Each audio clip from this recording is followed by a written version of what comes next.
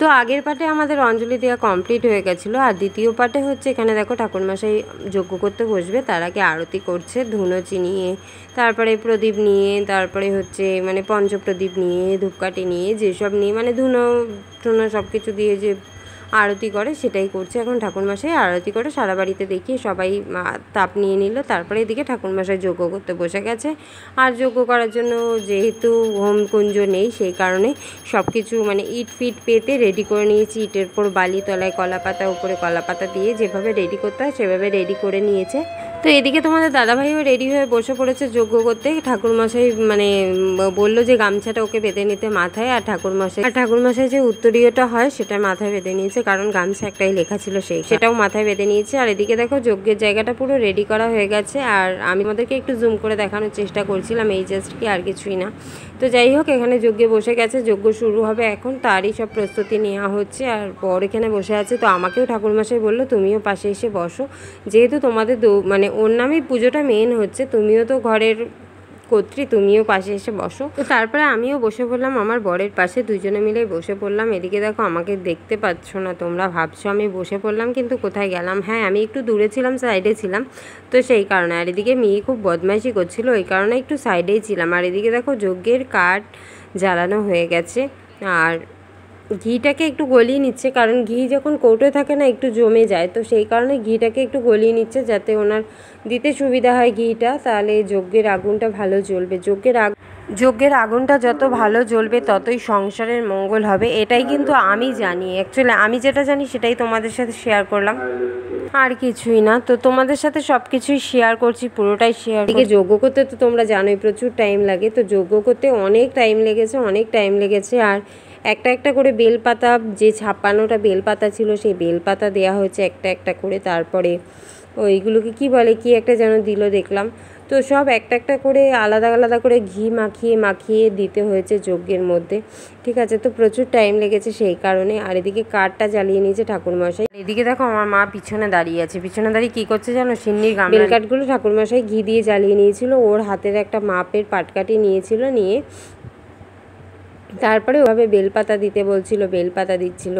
আর এদিকে কি যেন এটা বেশ দিচ্ছিল একটা। আর ওদিকে আমার মাকে ঠাকুরমশাই বলছিল আপনি সিন্নিটা মাখুন, সিন্নিটা নাহলে নষ্ট হয়ে যাবে। কারণ কি, সিন্নিতে দুধ দেওয়া হয়ে গেলেই না তখন সিন্নিটা নষ্ট হতে থাকে না, সিন্নি কেটে যায়, মানে নষ্ট হয়ে গেলে ভালো লাগে না। তো সেই কারণে ঠাকুরমশাই বারবার মাকে বলছিল আপনি সিন্নিটা মেখে নিন, নাহলে সিন্নিটা কিন্তু নষ্ট হয়ে যাবে। তো মা সেই কারণে গামলা নিয়ে বাইরে থেকে চলে যাচ্ছে সিন্নি মাখতে।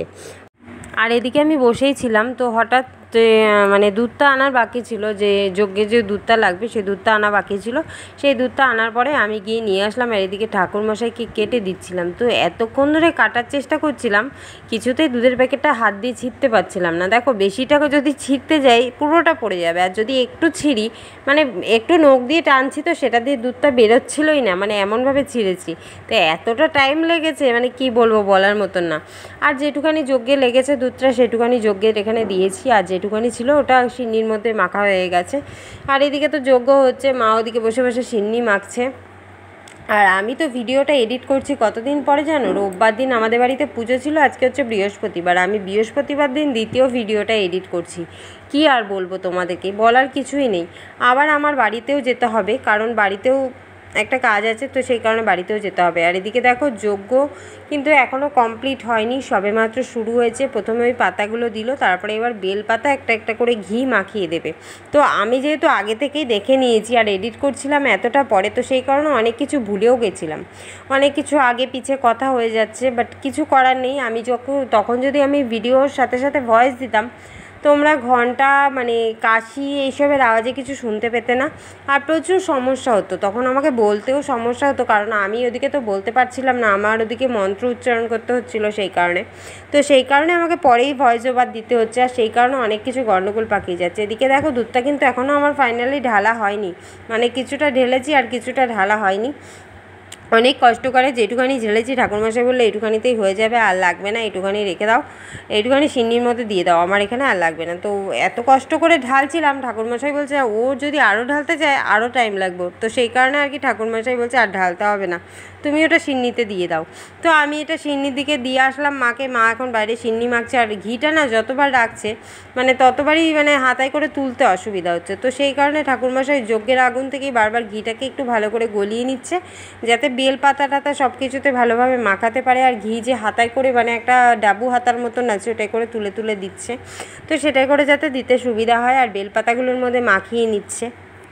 আর আমাদের বাড়ি যেদিন পুজো হলো রবিবার, সেদিনকে সারাদিন একটু বৃষ্টি হয় একটু কমে, একটু বৃষ্টি হয় একটু কমে, এইভাবে সারা দিনটা বৃষ্টি হয়েছে, সারা দিন বৃষ্টি হয়েছে। এমনকি সন্ধ্যার সময়ও বৃষ্টি হয়েছিল, সন্ধ্যায় বেশি হয়নি, কিন্তু সারাদিন মানে বৃষ্টি পড়তেই আছে পড়তেই আছে।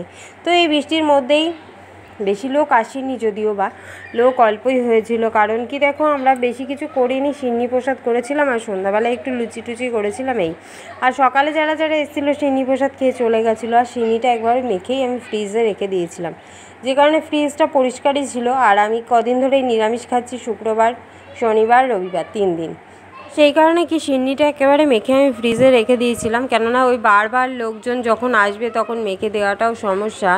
আর সেই কারণে কি একবারে মেখে ফ্রিজে রেখে দিয়েছি, যখন কেউ আসবে বের করে দিয়ে দেবো, অসুবিধা তো নেই, নষ্ট হবে না, তো সেই কারণে মেখে রেখে। যাই হোক, এখানে দেখো কিন্তু এখনও হয়ে যাচ্ছে যজ্ঞ, আর ওদিকে বাইরে বৃষ্টিও হয়ে যাচ্ছে। মানে সেদিনকে বৃষ্টি যে কী পরিমাণে বৃষ্টি হয়েছে সেটা বলার মতন না। লোক আসছে আমাদের বাড়িতে, মানে যারা যারা এসছে বেশিরভাগ সবাই ভিজতে ভিজতে এসছে, মানে বেশি বৃষ্টি হয়নি, ফোঁটা ফোঁটা ফোঁটা ফোঁটা বৃষ্টি পড়তেই আছে। তো যাই হোক, এখানে যজ্ঞ প্রায় শেষের দিকে, আমাদের একদম শেষের দিকে যজ্ঞ চলে এসছে। তো যাই হোক, আজকের ভিডিওটা কিন্তু এই পর্যন্তই, পরের ভিডিওটা যাবে আবার নেক্সট পার্টে, তো তোমরা পুরো ভিডিও দেখো।